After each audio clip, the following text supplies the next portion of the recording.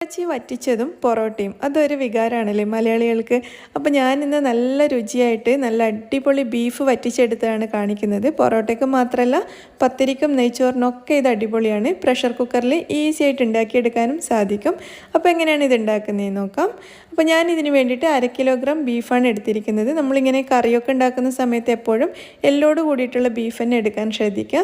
Beef നല്ലപോലെ കഴുകിയെടുത്തതിന് ശേഷം നമുക്കിതൊരു പ്രഷർ കുക്കറിലേക്ക് ഇട്ട് കൊടുക്കാം.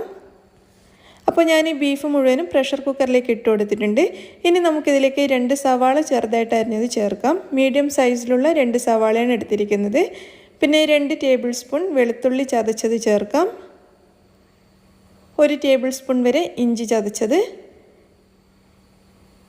2 പച്ചമുളക് നീളത്തിൽ കീറിയത്, ഒരു വലിയ തക്കാളി എടുത്തിട്ടുണ്ട്.